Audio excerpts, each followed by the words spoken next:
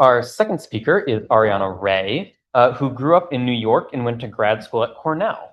She's currently a postdoc in the analysis group in the physics department at Berkeley, and she works on electron microscopy, which she's excited to tell you about in this talk. Since her last name is already Ray, her life's goal is to discover a new particle that she can name after herself. And in the meantime, she loves photographing all things from sunsets to flowers and atoms. And so we'll go ahead and get all of the technology stuff set up. Oh, yeah. So let me get you plugged in here.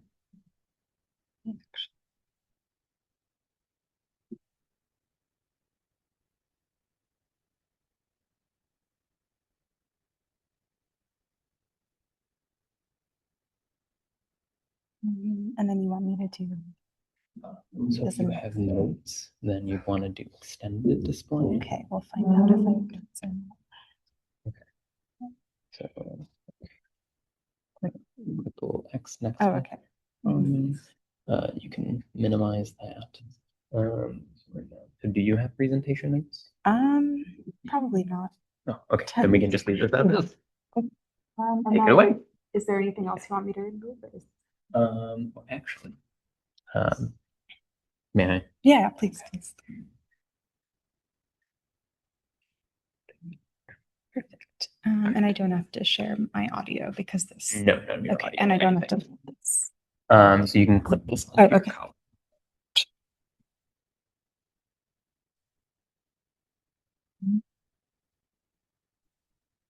I'll just hold it. Okay. All right. Hi, everyone. My name's Ariana. Thank you so much for coming today. I'm going to tell you about a new method of imaging that was only invented in the last century, and it's called electron microscopy. And the whole point of this talk is to show you what kind of physics lies beyond the diffraction limit of light and what new things you can see. So I want to start off by showing this video. I don't know how many people have seen this. I know I saw it when I was younger. It's the Powers of 10 video. If you haven't seen it, I highly, highly recommend it. It's incredible. And this video basically shows a speculation of what the world looks like, starting from human scale, zooming out in powers of 10, and then zooming in powers of 10. And the reason this video is so powerful is it was made in the 1970s. And at this time, people had no idea what lay in this length scale. So they had to illustrate these pictures speculatively.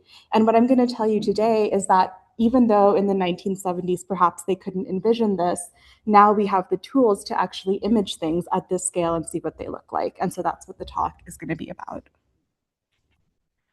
So little bit of background about myself. I know there was some intro. So yeah, I did my PhD at Cornell in electron microscopy, and this is a picture of Cornell. And if you look it up, it says that the winters are long, cold, and snowy. And now I'm here, which the campus looks very similar with the same clock tower, but the weather is much better. So I am happy. And my research in a nutshell is to use electron microscopy, which I'll tell you about, to understand how atomic arrangements in materials dictate the properties that they exhibit. And so the title of this talk was called, breaking the diffraction limit of light or whatever. So the first question is, what are the limits of light? Well, we obviously use light to see things, and we can also use light and lenses to magnify things in a microscope. And basically by using certain arrangements of lenses, we can zoom in on images more and more until we can see, for example, a single cell. And this might have been something you maybe got the chance to look at in school or at some other point. I know I got to look at cells and stuff when I was in high school, which was great. And so one question that you might wonder is, well, if we can zoom in this much, what is to stop us from continuing to zoom in? Why can't we just zoom in more and more and more until we can see whatever length scale we want? And the reason that we can't keep zooming in infinitely is because your illumination source matters when you image things. And light, and especially visible light, has a certain wavelength, which is a certain length scale, a fundamental length scale it has. And that length scale limits the size of the object that you can see. So for visible light, for example, we're stuck at about 500 nanometers, which is a billionth of a meter, which seems small, but in reality, it means that you can't really see things smaller than cells if you're just using optical microscopy. And so for years and years, that was the fundamental limit. People thought you can't see anything smaller than a cell because of this diffraction limit of light. And so what people realized in the 20th century is that you don't have to use light to image. You can use other things. Light is just one particle, photons are just one particle, but there are many particles. Why don't you just pick something else? And so this guy, de Broglie, figured out that this concept called wave-particle duality, and it's basically the idea that every object can be represented both as a particle, which is kind of how we see the world, as just discrete objects, or as a wave. And what he realized, which was fundamental, is that the wavelength of light gets smaller and smaller the more massive an object is. And you can think of that intuitively as the heavier something is, the more certain you are about what point in space it occupies. And so the idea behind electron microscopy is that if we can use a heavier, more massive particle than light, we may be able to get a smaller wavelength, and that smaller wavelength will help us surpass the optical diffraction limit. And so that's where electrons enter the picture. This is a very, very quick history of electron microscopy. The first electron microscope was built in 1931. And in 1936, they were able to image, I think these are some sperm cells. And since then, the technology kind of multiplied. And now, in 2021, this is the Guinness World Record holder for the highest resolution image.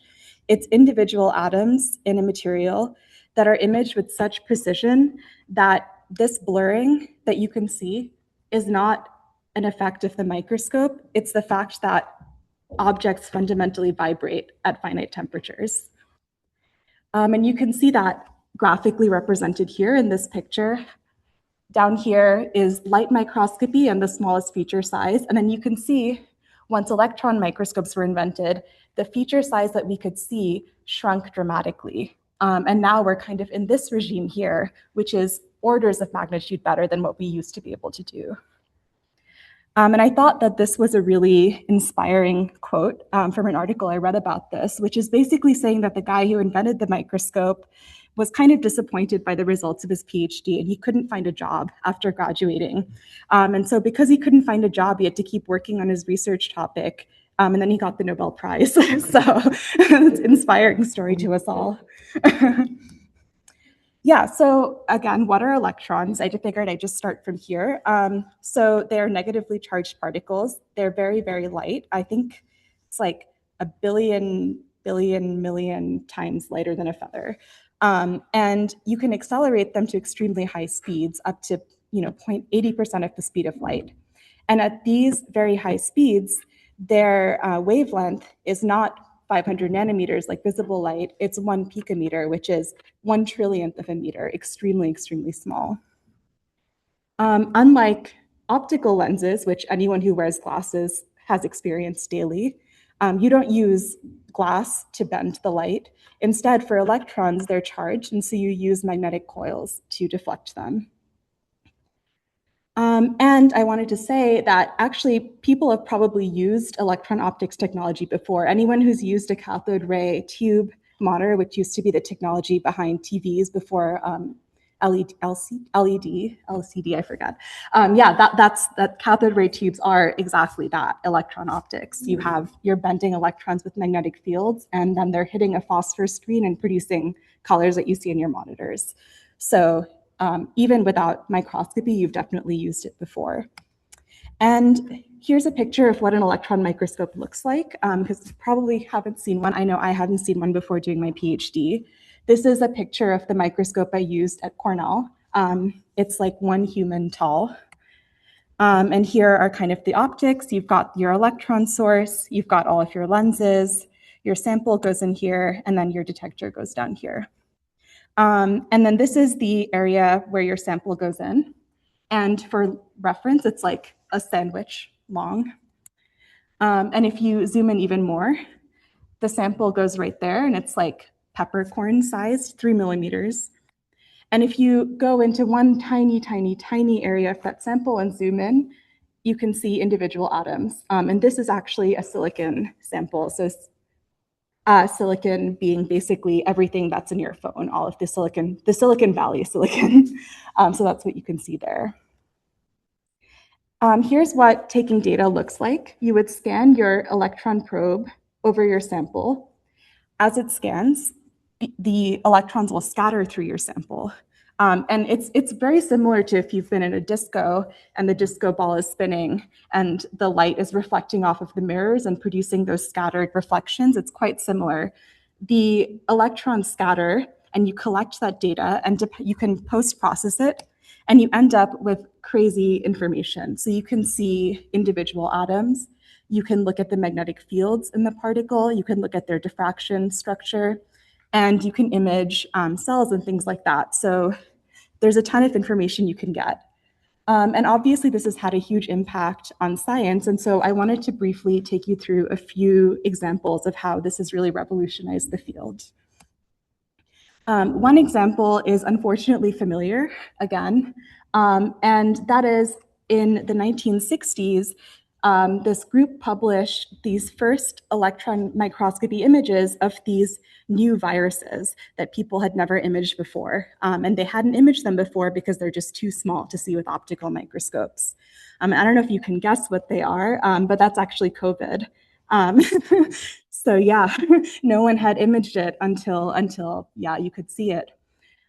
So that was then. Now you can go even smaller. You don't have to look at viruses. You can zoom all the way into individual proteins. And so that's one of the biggest areas of the field is pharmaceutical companies trying to solve protein structures and figure out, how they fold and what that means on the properties they have. Sorry, I don't know the order of the slides. Another cutting edge area of microscopy is, again, the Silicon Valley type stuff. So if you take your phone, for example, and look at the electronics in it, as we all know, the technology has really improved over the last 10, 20 years. And that's basically down to how finely you can pack all of your little transistors and whatever. So if you zoom into a small part of the phone and look at, the circuit board, you can zoom into a very, very small part of the circuit board and keep zooming in. And you basically end up looking at an individual transistor. This is an example of a gate-all-around transistor. There are many different kinds. And this is the fundamental building block of every electronics we use. And I don't know if you guys have heard of Moore's law, but there's this idea or this kind of theory that's been empirically proven true so far that our processing power will double every some amount of years. It'll just keep getting better and better. But there is a limit. And the limit is basically how small can you make your electronics. You can't make them less than 1 atomic layer thick. And as they get thinner and thinner, the defects matter more and more. And so a huge area of science now, especially in companies like Apple, Google, et cetera, they're super interested in understanding what are the atomic scale defects in these transistors. They've got all of their, customized proprietary ways of making these electronics, and they want to know in the ways they make them, what defects arise and how do they affect the physics. So that's another huge area, is looking at the atomic structure of these electronics and understanding, what are the systematic defects that arise. So that's another big area. And so not to go too long, I figured I'd finally end up touching on what I do, which is neither of those two things, so not as cutting edge. But what I do is more on the exploratory physics side. So in the analytics group at Berkeley, we work on quantum materials, and that's just a buzzword. Basically what it is that my group works on synthesizing new materials that have never been created before. And they synthesize materials based on what they predict the structure will look like, because the way that the structure ends up dictates basically what the properties are. So how close the atoms are tells you how much they speak to each other, and how much they speak to each other tells you how correlated the properties are that arise. And we're interested in looking at strongly correlated materials, which is where you get properties that you wouldn't see in normal, silicon, wood, whatever. You get really, really new physics. And they grow these materials, and then I look at them and I'm like, no, this is not what you think it is. Yes, it is what you think it is. And we try and understand, we work together and try and understand how these structures affect the properties. And so that's kind of what I do. And one of the projects I'm working on now is basically learning how to paint 2D materials using electron microscopy. So taking atomically thin sheets of material, just 1 or 2 layers thick, and exposing them to the electron beam, drilling holes in them, and then replacing those holes with a new material, kind of like you can see here, in order to make my own canvas, basically. And this level of patterning will allow us to create new kinds of physics, is the basic story of that. So yeah, thank you so much for listening. And I hope I've convinced you that in our new technology now, the powers of 10 video is no longer as much of a mystery as it used to be. We can actually see what's happening at that scale. So yeah, happy to take questions.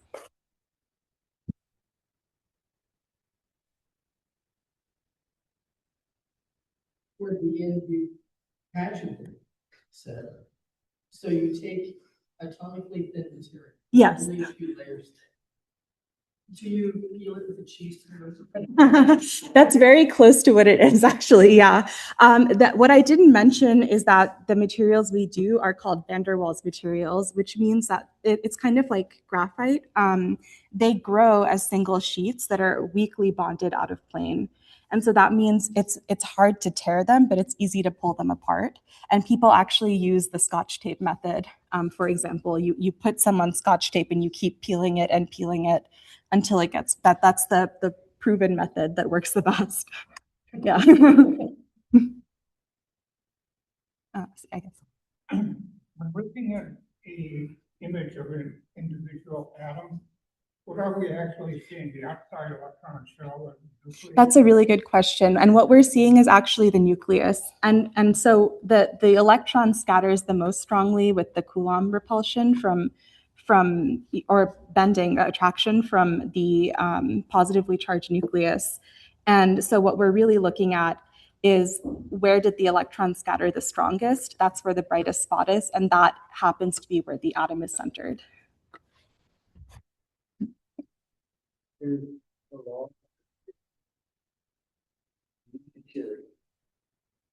Does the new material obey the laws of physics, or are there new laws that you're discovering because the materials are behaving in a different way?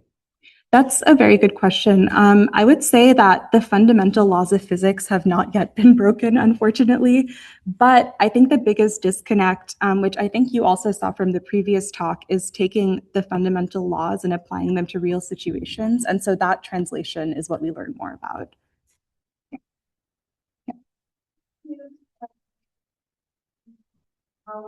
Talking about the optical microscopy, and then when you're doing the scanning electron microscopy, use magnets. Oh yeah. Yes. Let me find where I put. Oh yes. Yeah. Basically, the way normal optics work is that the light enters a material and it has a different refractive index. It's basically based on, its density and other things like that. And when the light hits that material, it then bends. And that's how we focus normal light. But for electrons, they'll just pass right through normal lenses. And so how do you bend them? It's because basically charged particles bend in the presence of a magnetic field. It's just like one of the fundamental properties. That's almost like how they're defined in a way. And so what you do is you take a strong magnet and you use that instead of a lens, and then that will bend the particle in much the same way. Does that make sense?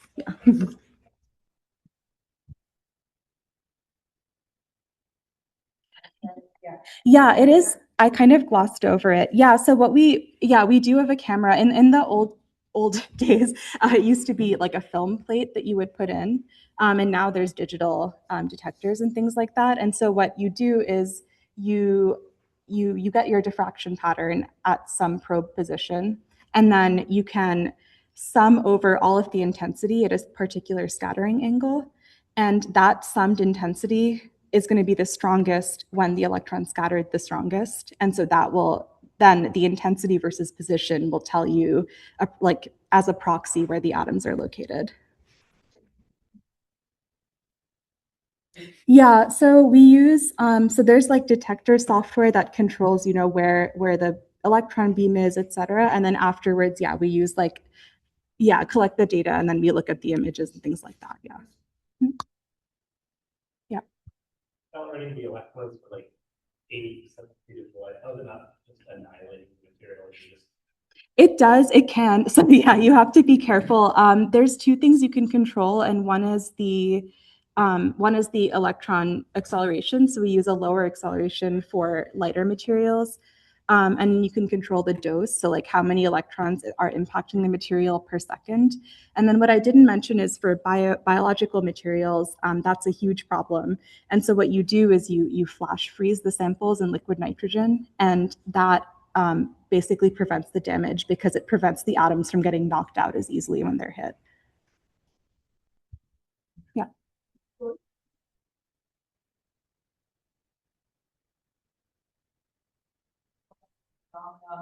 You guys like choose to look at, like when you're talking about like sort of like understanding more like about the fundamental like causes, like is there a particular area that Yeah, that's a good question. I think that, well, I guess all areas are equally interesting, but then you kind of go for the ones that people are willing to pay you to look at.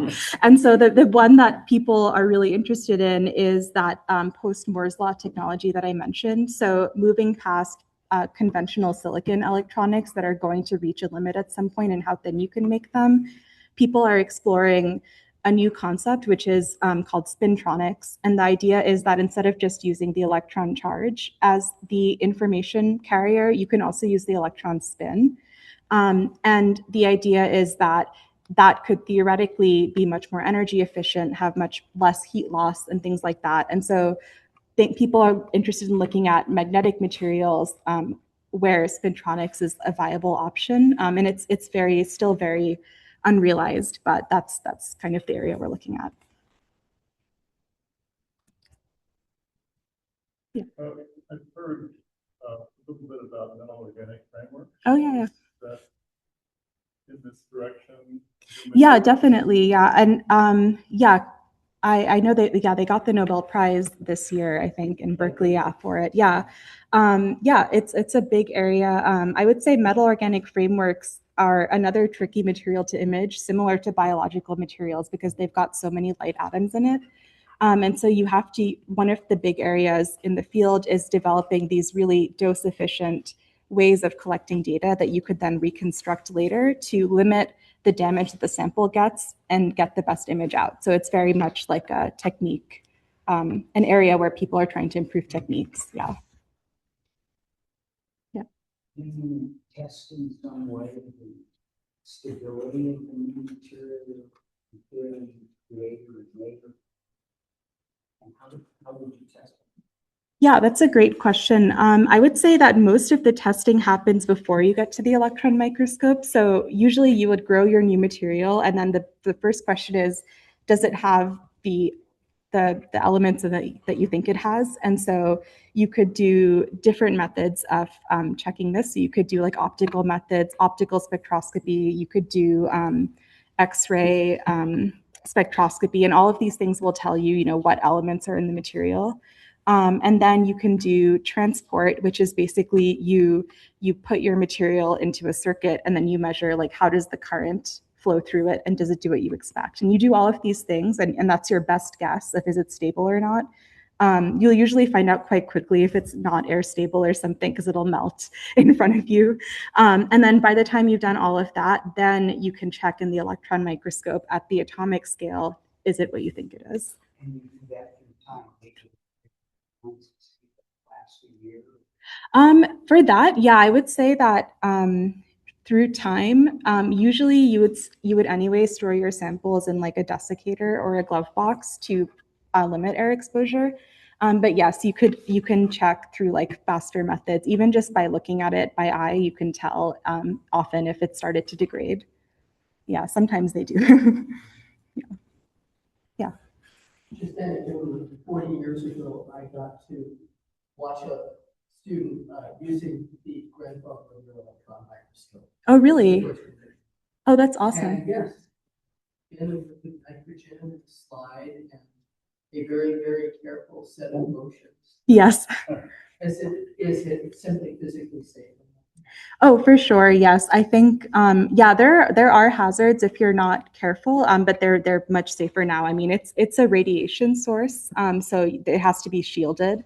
So you, for example, in the optical viewing window, it's actually leaded glass so that you don't get, radiation exposure.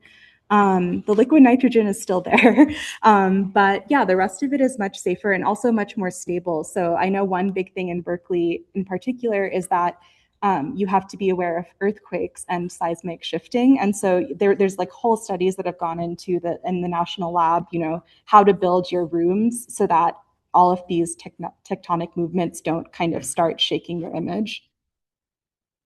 Yeah.